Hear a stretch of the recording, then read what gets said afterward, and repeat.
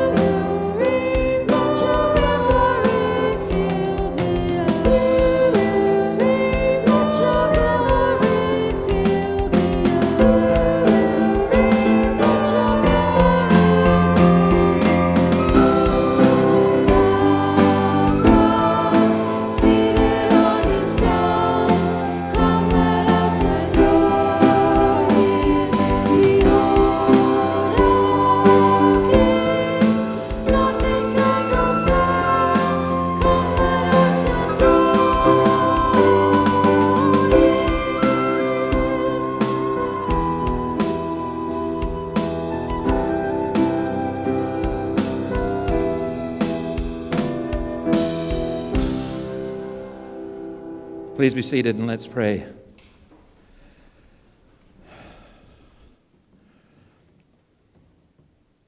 Lord, we sing these words that we are to behold you and to adore you. And this is our greatest need and should be our greatest desire.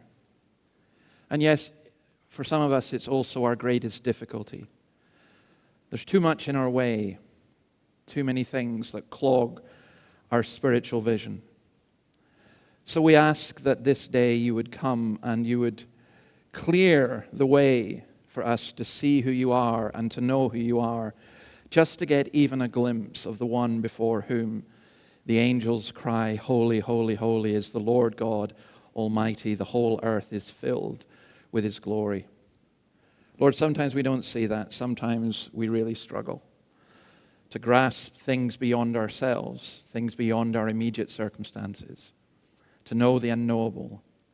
And yet you reveal yourself to us, and we pray that you would do so. Some of us, O Lord, come in great pain and great sorrow. We ask your blessing upon those who are brokenhearted, that you would heal their broken hearts. Some come with troubled minds, broken minds, confused minds. We pray again you would grant healing and clarity. Some, O Lord, come with an arrogance and a self-righteousness that needs to be humbled. We pray that you would wound, but only in order to heal. Some are not able to be with us because of illness, because of work, because of lack of desire. Again, we ask that you would be with each one.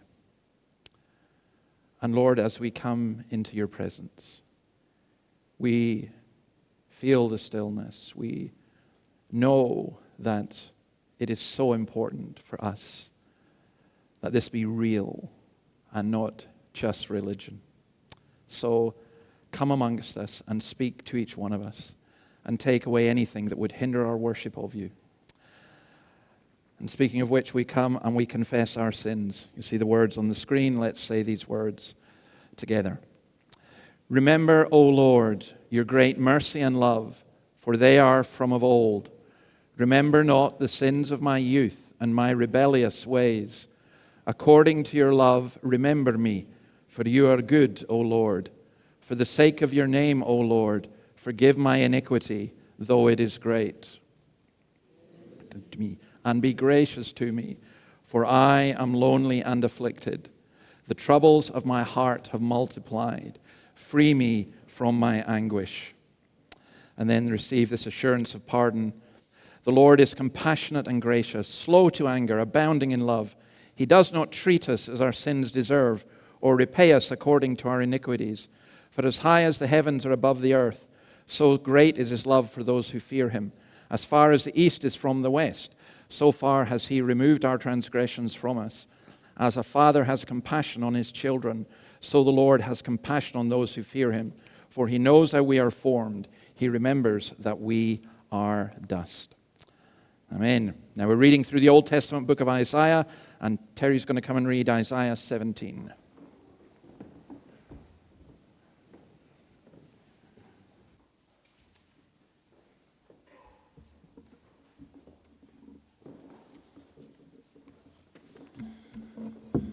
The Old Testament reading this morning is Isaiah chapter 17, and if you'd like to read along, it's on page 678 of the Pew Bibles.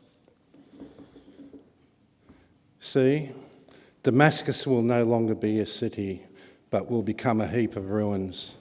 The cities of Aroer will be deserted and left to flocks, which will lie down with no one to make them afraid.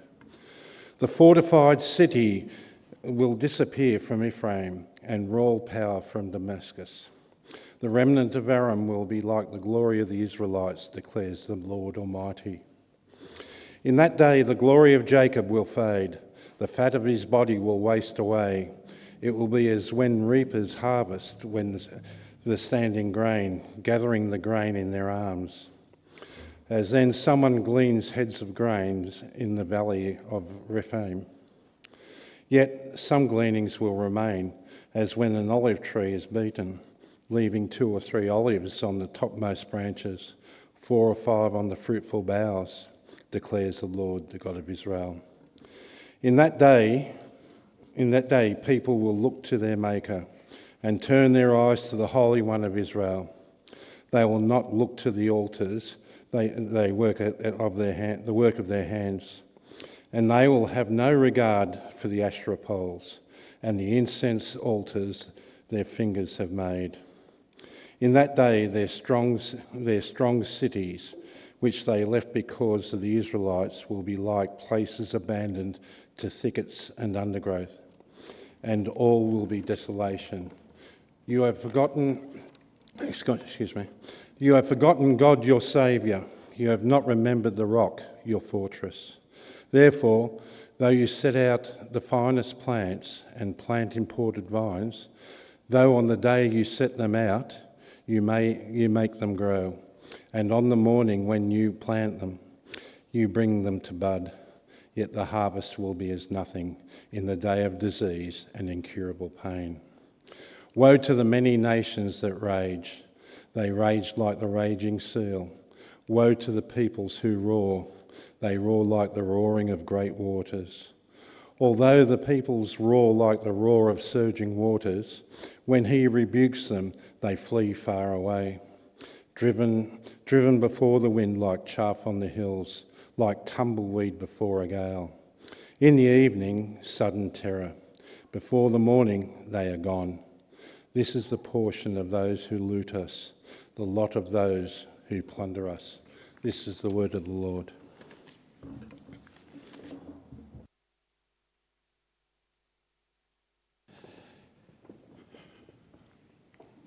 Okay, we have just one or two notices. Kathy, where's Kathy?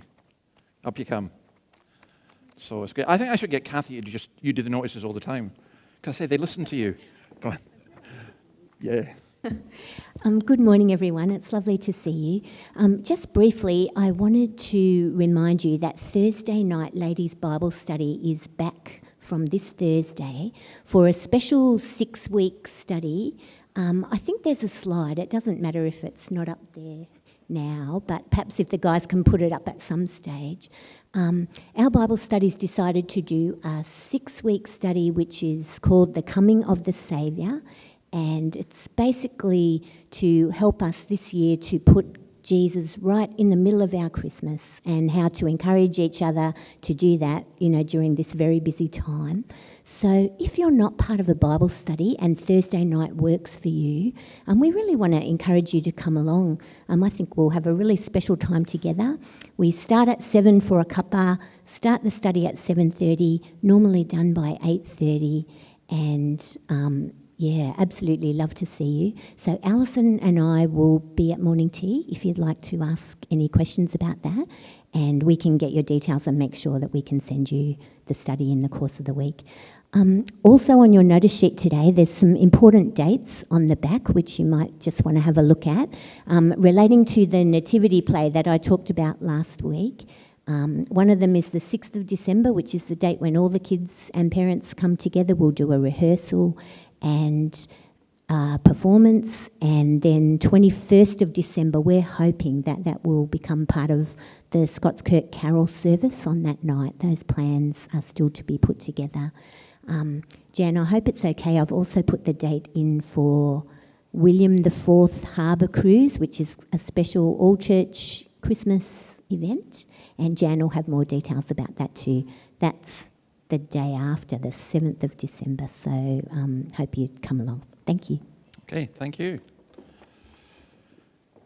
Right, I should never do this, but I will. Are you warm enough, or are you too warm? See, when you come out of church, people go, "Oh, I was freezing," or "That was too hot." So are you all comfortable? Yeah, okay, fine. Because I was going to ask for the aircon to be put on, but I understand when the aircon comes on, some of you here get blasted away, so you have to move when the aircon. That's fine. Good. You have to understand, I'm from Scotland, and 15 degrees is a heat wave. So I think it was this Tuesday, I thought, I'll go for a swim. It was a hot day. It was like, 35, 36. And I went out the door and just thought, I'll forget this. I went straight back into the air conditioning. And it's just an amazing country, this place. One or two other notices. We have, this evening, we're doing this thing called The Bride, and what it means to belong to a biblical church. We had someone come a couple of weeks ago saying, I thought it was going to be about how to be a Presbyterian. Well, it kind of is, because that's code for a biblical church, but no. So all you Baptists and so on, you're very, very welcome, and Anglicans and everybody else. No, it's really not. It's about what the basis of a church is, and This week we're going to look at Scripture especially. That is, how can the Bible be our basis and what that means? And I would really encourage you, if you can, 5 o'clock till 6 o'clock tonight. Then I think Kathy's basically mentioned all the other things. We were going to have a congregational meeting next Sunday, but because I'm not sure, I'm going back from my mother's funeral on tomorrow, and I'll be back on Saturday, and I'm not sure if by Sunday I'll be compos mentis. So we're going to leave it till the 9th, and I thought I would preach, and somebody said, what do you think, you're a superhero or something? So Matt's a superhero, and he's going to preach for us that morning. Okay, I think that's all the notices I've got. Esther and Noah, come on down. I think you're the only ones here today.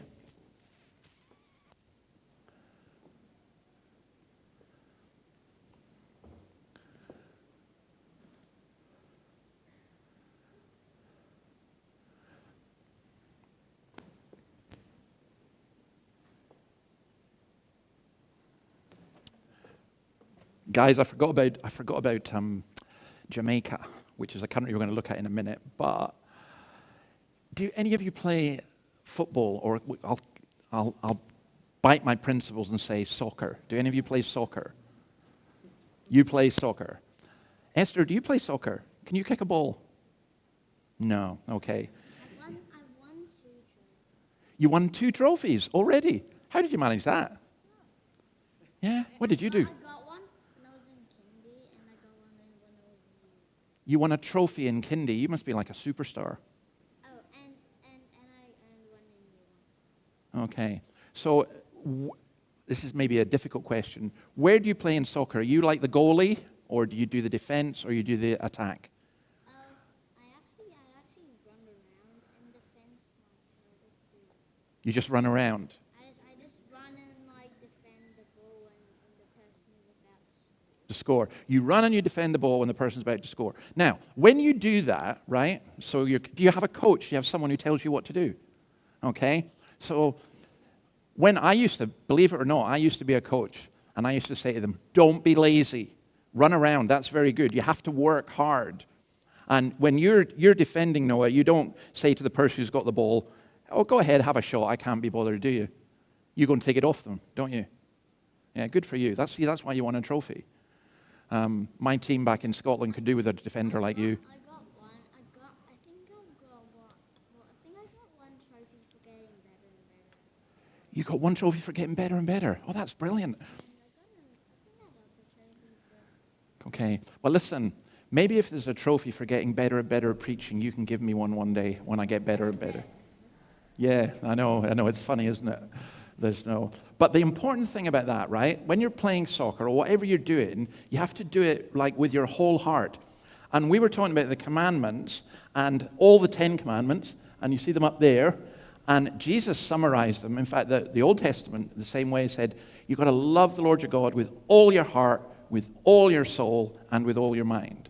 So you don't just do it halfway. You've got to do it really. You've got to be really committed, like you're committed when you're playing soccer. And Esther, I don't know what you're committed at, but you seem quite determined at times, eh? What have you got? Did you crush your finger again? You bit your finger. And I heard you were sick. Were you sick? Are you better?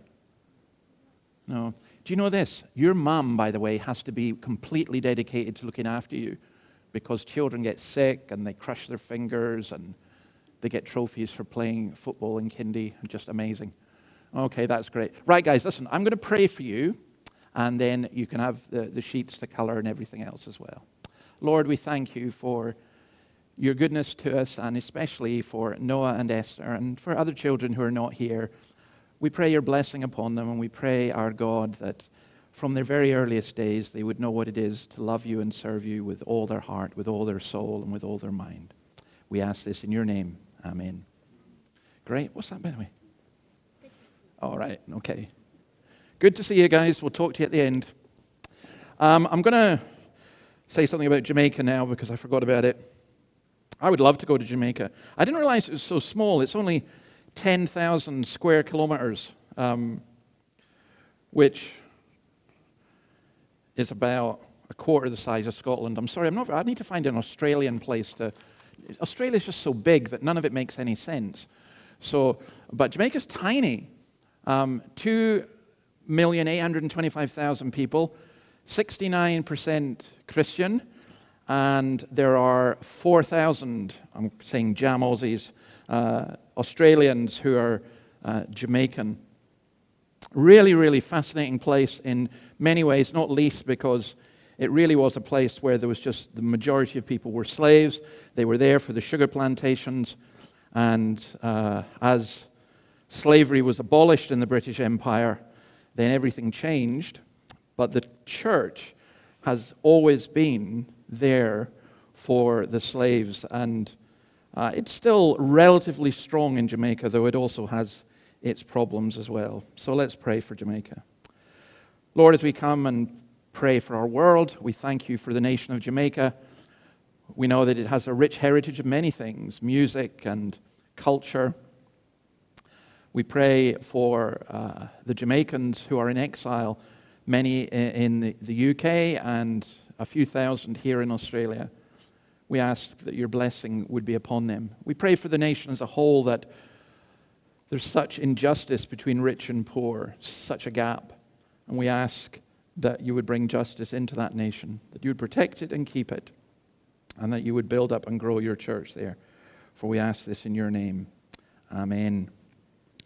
Now, we're going to sing the Colin Buchanan song, Jesus, Strong and Kind. And I know that the children know this, but it's a beautiful song for all of us. Let's stand and sing.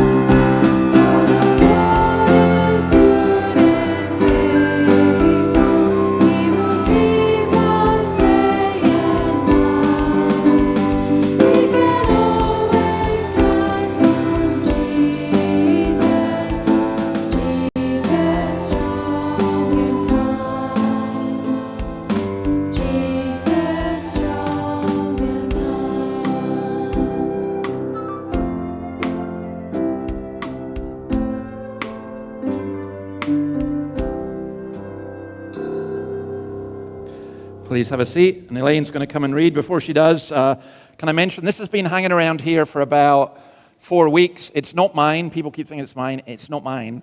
To be honest, it's for someone with a much smaller head than mine. So if you have a small brain and this is yours, come and get it. Elaine.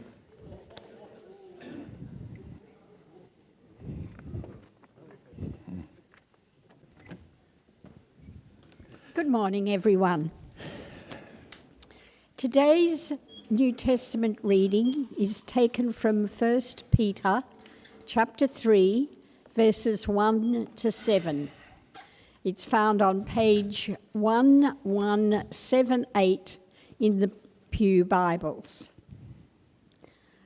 Wives, in the same way, submit yourself to your own husbands, so that if any of them do not believe the word, they may be won over without words by the behaviour of their wives, when they see the purity and reverence of your lives.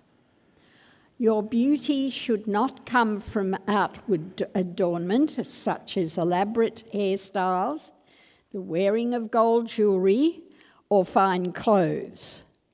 Rather, it should be that of your inner self, the unfading beauty of a gentle and quiet spirit, which is of great worth in God's sight. For this is the way the holy women of the past who put their hope in God used to adorn themselves. They submitted themselves to their own husbands, like Sarah, who obeyed Abram and called him her Lord. You are her daughters if you do what is right and do not give way to fear. Husbands, in the same way, be considerate as you live with your wives, and treat them with respect as the weaker partner and as heirs with you of the glorious gift of life, so that nothing will hinder your progress.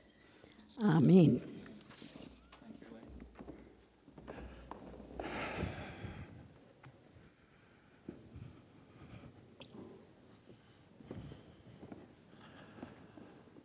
I'm glad I'm not speaking on that passage today,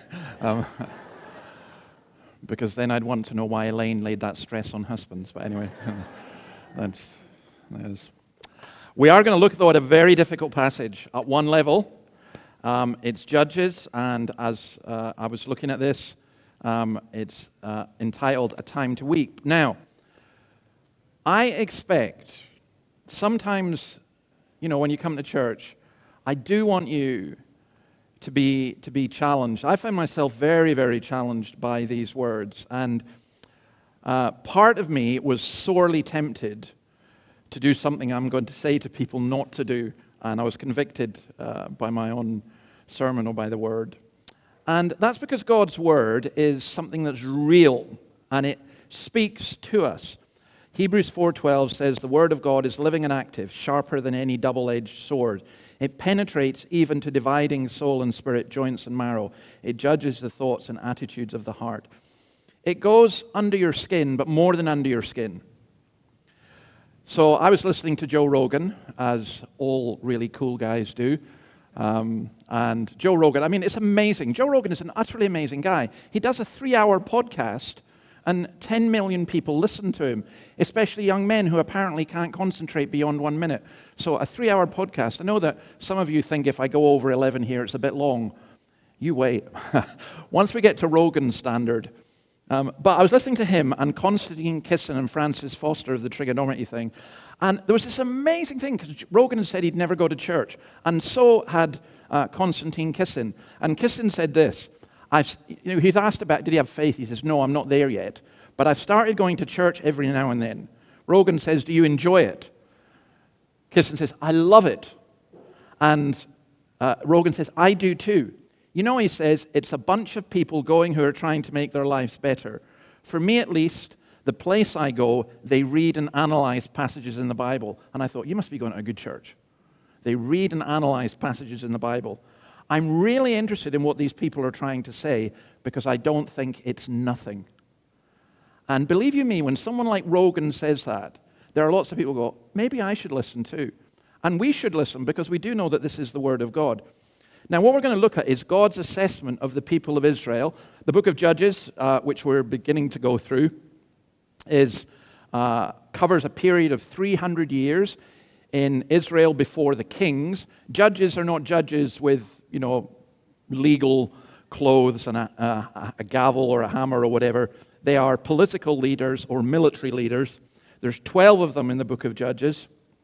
And the Judges begins after Joshua. Joshua has died. He's urged the Israelites to do what God has called them to do, which was to possess the land of Canaan. And chapter 1, we saw that began.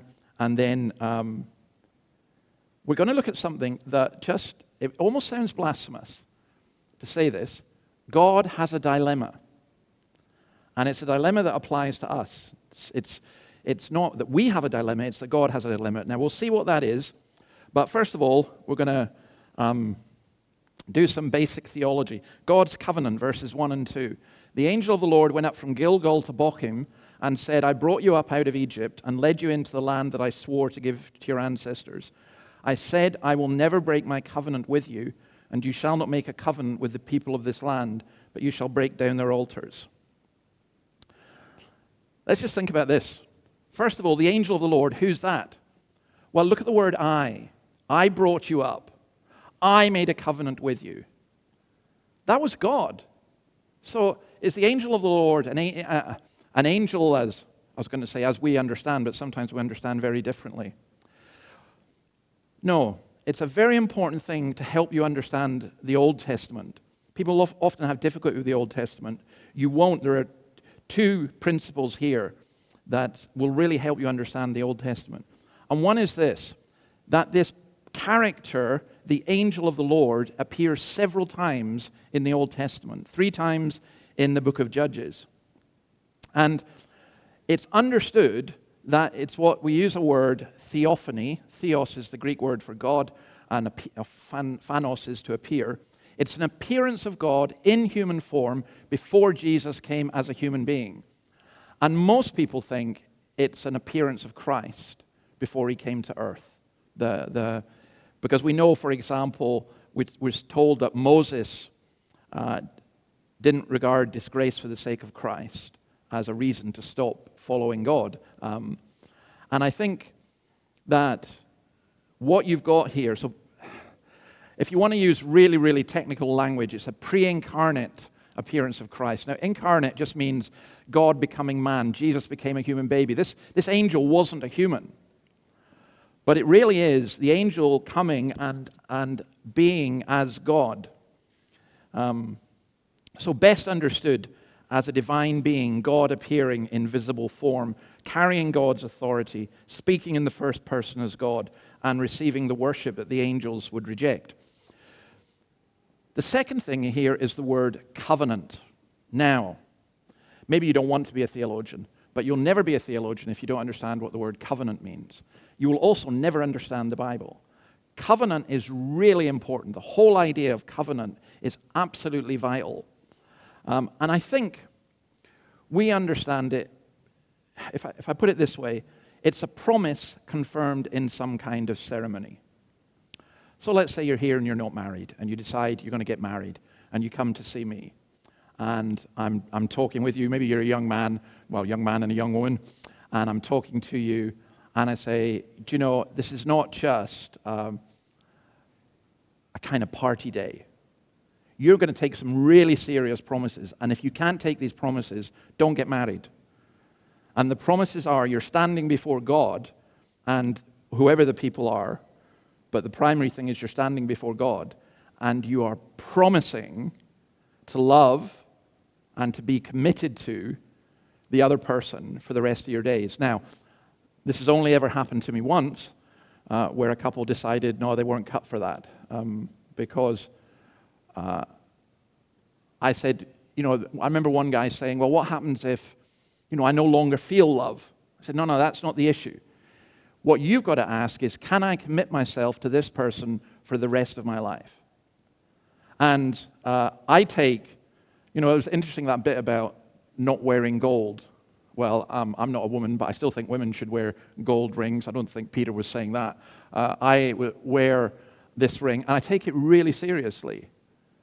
Because it means for me, there's nobody else except my wife. I promise that, and that's always going to be the case. It's a covenant. But when you break the covenant, it's a horrendous thing. We treat these things casually. It's incidentally in the New Testament. That's why Jesus says we need to be really careful about making promises. I have sometimes in my life made solemn promises that I didn't keep. When I go home this week, I'll meet my daughter, and I promised her that when she was 14, I would take her to St. Petersburg. Well, she reminds me every time I see her. So I'd like to say, I didn't say when you were 14, I said after you were 14, but no, I did say when you were 14. So I still feel I owe her, kind of. But I made a promise to my mother that I would go home for her funeral. And to me, that's a solemn thing, and you might not be able to keep the promise, but if you're able to, you should. Well, that's the idea here. There's a covenant between God and his people. And it's not a covenant, a promise between two equals. It's God, and they use the word as a suzerain authority, as a higher authority, saying to people, I will be your God, you will be my people. And it's the people saying, you will be our God, we will be your people. So that's what they were. They were told, verse 2, they were told that they were not to make a covenant with the people of the land, but you shall break down their altars. You'll notice also the phrase, he went up. Judah went up to Besek in chapter 1, verse 4. The house of Joseph went up to Bethel in chapter 1, verse 22. And going up, I don't know how we do language here in terms of, but if you were going to Queensland, are you going up?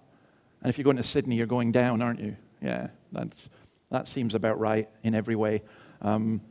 But they were going up. It's this idea of going into, entering, taking hold of. And here we have this angel of the Lord, who we believe is the Lord himself, going up from Gilgal to this place called Bochem. And what this is telling us is that this is Judgment Day. This is God coming to his people and saying, okay, now I'm going to tell you how you've been doing. I believe that some of our younger people had serious exams to get the results for. Was it this week or next week? And, when you get those, we used to get ours that they would be posted to you. You didn't get them online. In my days, online was just an invention, a thought. You'd get them and you'd go home and there would be the envelope. And I just did not want to open it in front of my parents. I went up to my bedroom to open it, and then I told them the truth. So it wasn't bad. But it's a little bit like that. It's like God coming to his people and saying, okay, now I'm going to tell you the truth about how you're doing. And I think most of us would be incredibly uncomfortable with that. I really do think we would. So let's find out what God's problem is. They broke the covenant. Yet you have disobeyed me. Why have you done this? And I've also said, I will not drive them out before you. They will become traps for you, and their gods will become a snare for you. How did they break the covenant? Now, to me, this is really interesting. If you go back to chapter 1 and verses 22 to 36, God is saying to the Israelites, the angel is saying to the Israelites, the angel of the Lord is saying to the Israelites, look, you made a covenant with the Canaanites. Now, back in that chapter, it seems pretty good.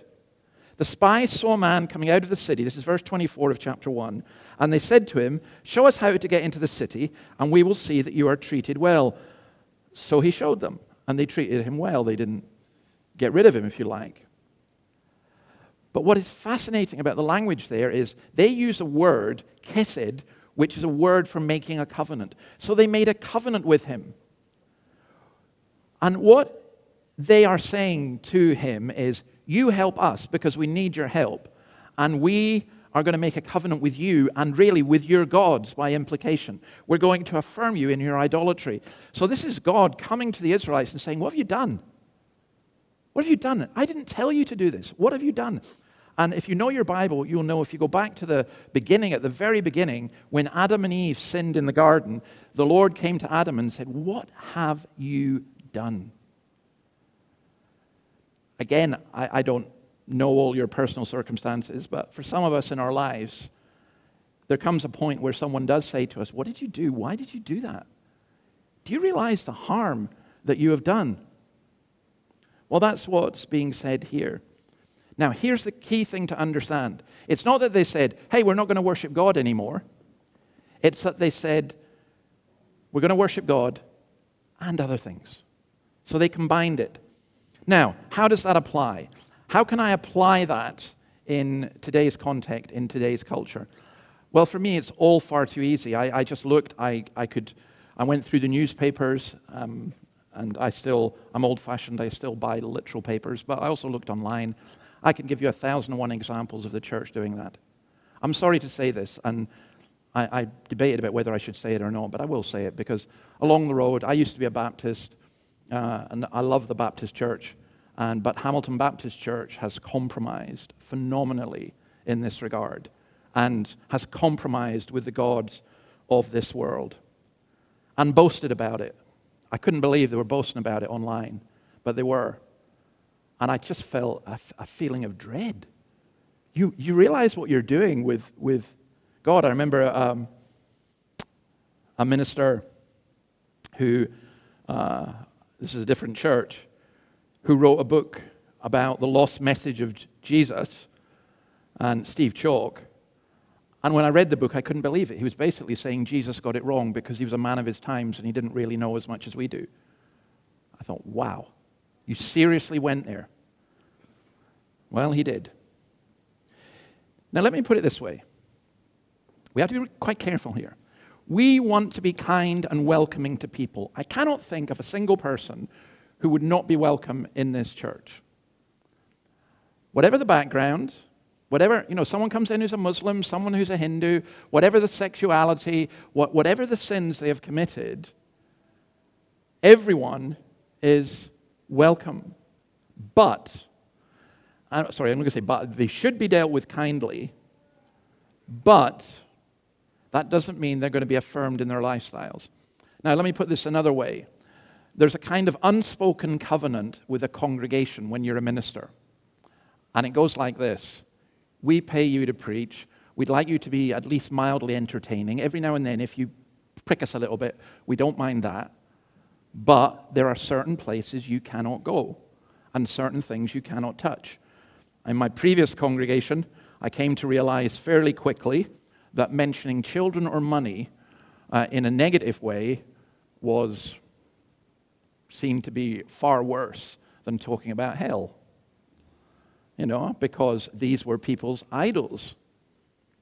And there were other things as well. There was an old minister I knew called David Patterson. He was quite a character, and he was very, very, very direct in his preaching. And one time he was coming out of the church, and a man came out, and he shook his hand, and then he said to him, Mr. Patterson, there's personal, and there's personal, and that was personal. In other words, you went way too far. You went way too far. Now, here's the thing. If I'm teaching God's word, I'm not being personal against you. I deliberately do not pick on individual people unless I'm having a laugh at your expense. And I know you well enough that I can get away with that. So Peter knows this. A great example. But I don't think, I can't say this because that person is here, or I must say this because that person. That's not how this works. I have to teach what the Word of God is. And I think there's a real challenge in this particular thing. It's not a challenge of superiority or a challenge of condemnation. It's a challenge of love. It's like saying, this is not the way you are meant to be, and we're not saying we're any better than you, but there is a better way. So, for example, last week was the Hindu festival of Diwali. And the Archbishop of York made a public pronouncement. I wish a very happy Diwali to everyone who's celebrating the festival of Diwali today. I hope it's a truly joyful time for all the families and communities that are coming together. Now that sounds kind and good, doesn't it? Diwali, after all, symbolizes the victory of light over darkness, good over evil, and knowledge over ignorance. And again, as Christians, we would want to affirm that, light over darkness. But the festival of Diwali is deeply associated with the goddess Lakshmi, the deity of wealth and prosperity, who's believed to visit clean, well-lit homes on Diwali night. It's probably why, as a teenage boy, I never went for Hinduism. You had to have a clean room. Jordan Peterson might get on quite well with that. But it was this idea. It's a works religion. Tim Keller puts it this way: the pagan worldview was that there were many gods. There are gods of agriculture, business, love, music, and war, each of whom had a prescribed area of influence, and none of whom demanded lordship over every single area of life. In this view, everyone had his or her own gods, chosen or discarded on the basis of your own interests and needs. It was a mix and match religion in which the worshipper was sovereign and negotiating was necessary. Paganism, therefore, could accept the existence, but not the exclusive sovereignty of the Lord, who demanded that his worshippers give him absolute lordship over every square inch of life. See, I'll tell you what's going to happen in this church. People are going to come in, and they're going to like bits of what they see, they're going to like bits of what they hear, and they're going to like bits of what happens, and then there are going to be bits they don't like, and they're going to say, well, I'm going to take this bit and this bit and this bit, but I'm not going to take that bit and that bit and that bit. And they're going to do that with the Bible, and they're never going to last without being complete hypocrites, because we can't do that. We have to take what God says. And there's a cost to be paid for that. I know of people who have been told, if you preach that, I'm gone and my money's gone. Well, too bad.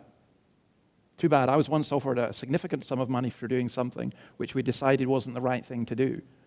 And these people, they were Christians. They were Christian leaders. And they said, how can you pass over $250,000? Well, because we don't think it's right. That's how. Let's take the beam out of our own eye in this. I am stretching this a bit, but just let me say this way. Sometimes we can compromise with money. We can have our own idols. I don't have time to worship God. You know, what you do with worship is what you tag on to the end of the week, or if you correctly understand it, the beginning of the week, just the spare time that you've got. You know, you just add it on. And if you don't have time, if you're too busy, you know, I can't come because I've got relatives, I can't come because I've got work, I can't come because I've got an essay to do. What does that say? We give God the spare bits of our lives. Or then think about it this way. An elder has an affair in a congregation, but the congregation really like the elder. He's a nice guy, and when he speaks really well, and he's very kind to people. And so they excuse him, and they let him off, and they say, that's fine. No, it's not fine. And it doesn't matter that he's a nice guy. He's out of line completely. And this is where tolerance comes in, because we talk about tolerance, but you need to understand that tolerance, unlike love, is a relative, not an absolute virtue. What do I mean? I mean that we should love at all times, but we shouldn't be tolerant at all times. Why? Because it depends on what is being tolerated. I'll say this absolutely, without equivocation. Any man connected with this church who abuses his wife would not be tolerated. Absolutely no. Never. And there are so many more subtle versions of this. I'll give you just one example from history. The German church. Hitler offered so much that seemed to be good. Family, tradition, and so on. And I know now everyone's saying, oh, I wouldn't have been a Nazi. No, you probably would have. If you'd lived in Germany, you probably would have. Because he did seem to offer a lot of good stuff. But when the Nazis came to power, they sought to use the church and to consolidate all the Protestant denominations into one national church, known as the German Evangelical Church. If that's got to be the greatest misuse of the word evangelical in history. This body was controlled by a group called the Deutsche Christians, the German Christians, which was a pro-Nazi faction, which was designed to support racist and nationalist ideology. And they were opposed by Dietrich Bonhoeffer and the Confessing Church, as Bonhoeffer was right to do. So I think in Australia, there are more liberal churches, inverted commas, who compromise with the government or the media, who swallow the pill. They say, go along with our values and we'll give you a seat at the table, but you get to say nothing about the menu. On the other hand, there are right-wing people who will say, let's ally with the far right because they share with us certain things. They're always on about family and church and tradition. No. We don't compromise our Christianity with any political group. The world offers us infinite opportunities to compromise. Now, as I said, we have to be really careful here because we can be legalistic and judgmental. We can be harsh and arrogant. We can be proud and self-righteous. We can stand up in this church and pray, God, I thank you that I'm not like these people out there. And if you do that, be so careful. That's one of the most dangerous sins you could ever do. Just think about Jesus, who mixed with prostitutes, but in mixing with prostitutes, he didn't affirm them in their lifestyle. He didn't say, carry on with what you're doing, girls. He came to rescue them. He invited them lovingly to a better way. How does this happen to a church? This is what happened to the people of God here. How does this happen to a church that we turn away? Because loads of churches do it, and we could do it. You look at the Laodicean church or the Ephesian church, and they didn't abandon their love all at once. They didn't decide, hey, let's have a congregational meeting and let's decide that Jesus is no longer God, or let's throw out the Bible. That's not what they did. It was slowly and gradually that they went from faithfulness to compromise, almost imperceptibly. There's a song, I'm sorry for my taste in music. I don't know how I got sent this one, but I loved it. A country singer called Kaylee Rose. She's got a song called Cheating, which this shows you how hip and happening I am because it's just out this year. So I usually cite from about 30 years ago. But and if you don't know who Kaylee Rose is, tough. I'm streets ahead of you. You know, she's great. Actually, she is great. And she's got this song called Cheating. And the lyrics are hilarious because they describe a guy going into a bar and flirting with someone at the bar. And said, if you flirt with someone at the bar, that's cheating. You know, even if you don't kiss her, that's cheating. Deleting messages, saving another woman's number under a fake name, keeping secrets from a partner. All of them are labeled as forms of cheating because they betray honesty and respect in a relationship. If you have to hide it, you already know it's cheating. So cheating occurs where secrecy replaces honesty, even if there's no physical act occurring. Kaylee Rose in interviews has spoken about how the song speaks to micro-cheating, small acts of disloyalty that erode trust. Do you know this? I don't think that many Christians here are going to go out and deliberately, commit adultery or deliberately deny Christ or deliberately blaspheme. But I'll tell you what we do. It's those little acts of disloyalty that erode trust. In the Laodicean church, they were able to ignore the warning signs and pretend all was well. And everyone around them admired them and affirmed them. And by the way, that really sticks in my throat as well. It's nice to be positive to churches. But every time you go to somewhere and say, this is a fantastic church and these are fantastic people and everything. No, it's not. It just isn't. I mean, this church here, I love the people in this church. But please don't go around saying, we're fantastic and we're great. And we haven't got it sussed. We're nowhere near getting it sussed. We got a long, long, long way to go. Christ says this of the Laodicean church. These are the words of the Amen, the faithful and true witness, the ruler of God's creation. I know your deeds, that you're neither hot nor cold. I wish you were either one or the other. So because you are lukewarm, neither hot nor cold, I'm about to spit you out of my mouth. You say, I'm rich. I've acquired wealth and do not need a thing. But you do not realize that you are wretched, pitiful, poor, blind, and naked. To be honest, I think that's most of the church I know. In Australia, in Scotland, and elsewhere. And therefore this judgment comes. Look what the judgment is. I will not drive them out before you. In other words, what he's saying is, I will give you what you want, like Paul says in Romans 1. They will become thorns in your side, and their gods will become a snare to you. They will take you away from your first love. Thorns or traps. If we make anything into an idol, here's the thing. When you let the idol down, it can't forgive you. Money can't forgive you. Broken relationships can't forgive you.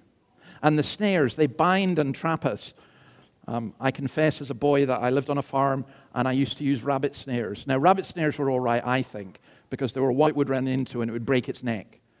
What I didn't like were the gin traps. The gin traps would close over. They were for larger animals, but they would close on a leg, and sometimes the animal would be in agony for hours before they died. And I remember my dad saying he would never use a gin trap. But either way, that's what's been spoken of here. These things are snares. We have to have it. We can't say no to it, and it becomes a snare. And this is the dilemma that I spoke of. You'll notice in verse 1, it's really God saying, I said. And then in verse 3, it's God really asking a question. It's almost like this. You've put me in an impossible situation. I've sworn to bless you as my beloved people and sworn not to bless you as a disobedient people. How can I solve this dilemma? And that's the tension in the whole book of Judges. God's people disobey him. God can't just ignore that, but will God give up his people, or will God give in to his people? I think far too many Christians today rely on, oh yeah, God will forgive me, whatever. Don't do that. Don't do that. Don't muck around with God. Don't play games like that with an almighty and pure God. And don't abuse theology and grace in order to justify your own sins. So verses 4 and 5, when the angel of the Lord had spoken these things to all the Israelites, the people wept aloud, and they called that place Bochim. There they offered sacrifice to the Lord. Now, I do think there is a theology of place. Bochim is called Bethel. Bethel is the house of God. Bethel is where God had promised to give Jacob the land back in Genesis 28. Bethel is the place in chapter 1, verse 22 to 26, where the tribes of Joseph had a great victory. But now the name is changed. It's no longer Bethel, it's Bochim, which means the weepers. This is a place of weeping. I put a notice out, some of you may have noticed, we weep with those who weep. I actually think that's a great thing to do. I think it's a really important thing to do. But the question here about this weeping, is it genuine repentance? Well, the rest of the book of Judges shows us it isn't. It was just remorse. It's like a guy who's been caught out cheating and worrying about the consequences. The difference between that and a guy who's not being caught out but knows that what he did was wrong is his repentance for real. And you'll notice that they sacrifice. But sacrifice is no substitute for obedience. So they feel guilty and they'll say, hey, we'll go to church, we'll do this, we'll take communion, we'll do this. But no. Sacrifice is no substitute for obedience. I remember a man who came to church every Sunday to repent of what he'd done on Saturday.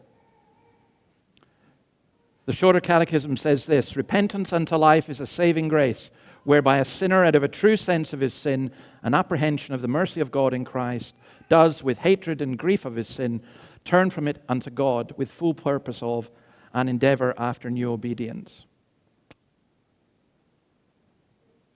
I have a sore back at the moment. I have sciatica, and when the pain goes away, it's a phenomenal relief. You know, many of us have sore consciences and are burdened by guilt and know that we need forgiven. And as the Puritan Thomas Manton says, there is the true ground of comfort, to have sin forgiven. Other comforts tickle the senses, but this soaks into the heart. Any of you who've ever really felt the guilt of what you have done, the guilt of your sin, and knows the forgiveness of Christ, you'll know exactly what Manton is saying. It goes right into the heart. It relieves you enormously. How does that work? Let me just finish by saying this. How can this broken covenant be repaired? Well, the tension is solved on the cross. Our sin and our disobedience are given to Christ. Now, we've used a lot of theological words today. This is another one, imputed. It means just transferred over to him. And his goodness and his righteousness is given to us. God made him who had no sin to be sin for us, so that in him we might become the righteousness of God. Keller puts it beautifully. He says, without the gospel, we will always be complacent or burdened. Because some of you here, you're complacent. You don't care. You're not listening. You don't care. But some of you are burdened. You do care, and that's the problem. You care so much that you're crippled.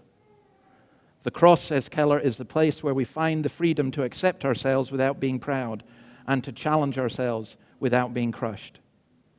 I mentioned challenge at the beginning. My intention is never that you would be crushed, but rather that you would look beyond yourself to see the one who was crushed for you. At the cross where I first saw the light, the burden of my sins fell away. It was there by faith I received my sight. Well, I hope and pray that you will do that, and I hope that all of us grasp that. Let's bow our heads in prayer.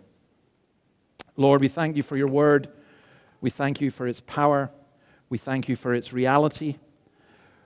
We know, God, that we struggle. We know that sometimes imperceptibly we drift away from you. Many of us have little to confess, we think, until we start confessing, and then we realize how much. Many of us have little to confess until your Spirit convicts us, and then there is the danger that we be overwhelmed. Oh Lord, we ask you not to crush us, but we ask you to reveal our need of you to us and to reveal your great love for us, that when we confess our sins, you are faithful and just to forgive us our sins. We ask this in your name. Amen.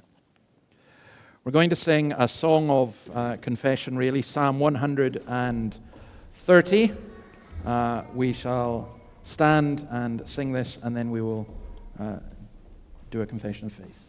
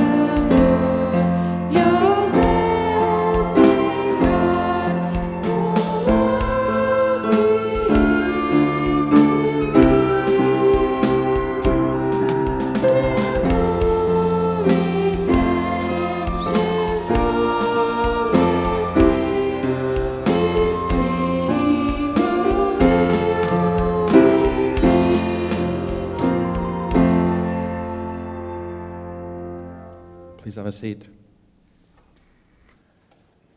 The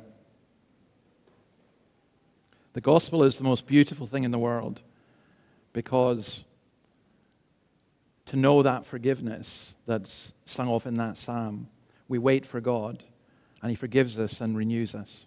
And we confess our faith in that one God. This is taken from the Westminster Confession of Faith of God in the Holy Trinity. Let's say these words together. I think they're up on the screen. Christian, what do you believe?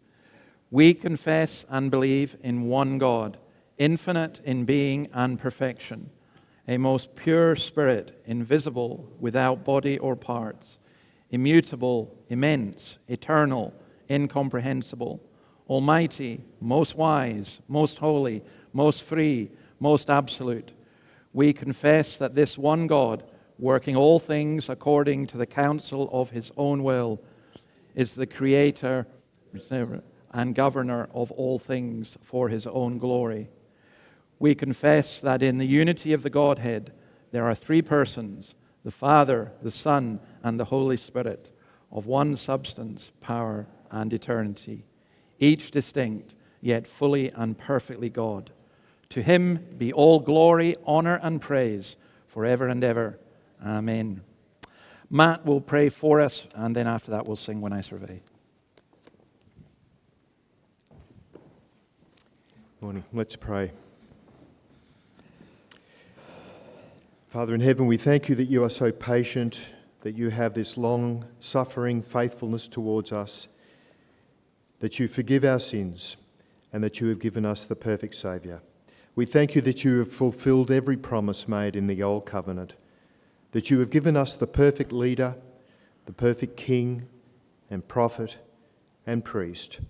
Father, we thank you for our Saviour who has gone before us to prepare a place for us in your eternal kingdom. Father, we pray this week for the Robertson family. We think of David as he flies overseas. We pray that you keep him safe, bring him back safely. May he arrive in Scotland fresh enough to do the things that need to be done. We pray for the funeral, that it will honour and celebrate his mother's life. Be with the family, we pray. May this be a wonderful time of gathering together and remembering and going forward in the same way.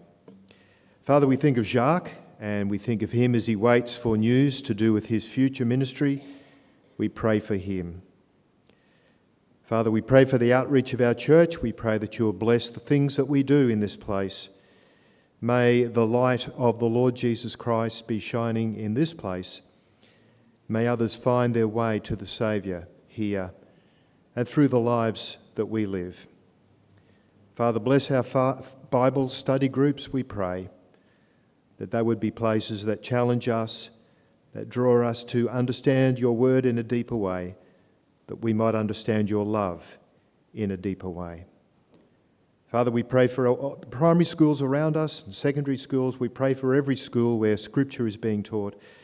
Bless the teachers as they bring God's word into the schools, and open the ears of the kids, we pray, that they might know that there is a God above who have loved us and has a plan for us. And Father, we think today of the persecuted church. We remember them again today. We especially think today of the church in Palestine.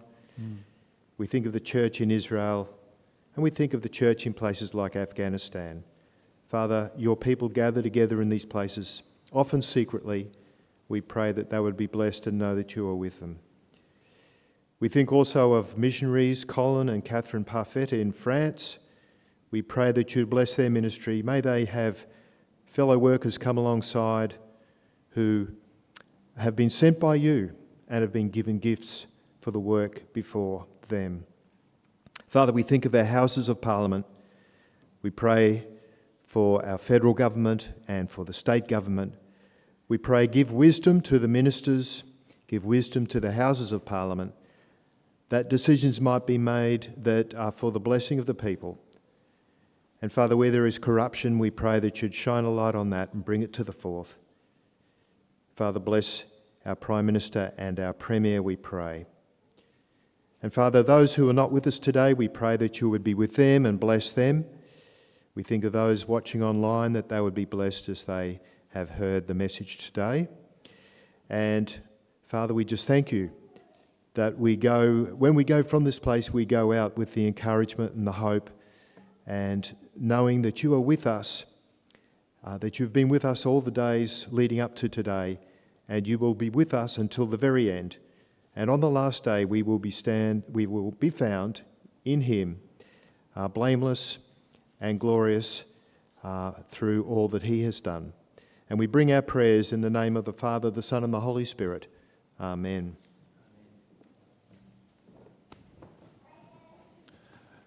Okay, we're going to finish by singing the great old hymn, When I Survey the Wondrous Cross. Let's stand and sing this, and then please remain standing for the benediction.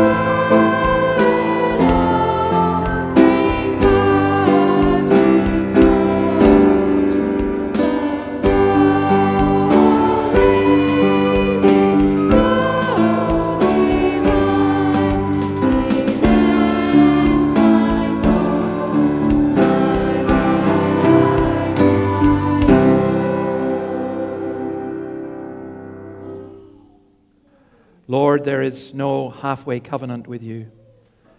You want all of us, and you have given us all of you. We pray, our God, that each of us would make our commitment to love you and to serve you and to follow you. And now may the Lord bless you and keep you. The Lord make his face shine upon you and be gracious to you. The Lord turn his face towards you and give you peace now and forevermore. Amen. Amen. There's tea and coffee and refreshments through in the hall. Thank you.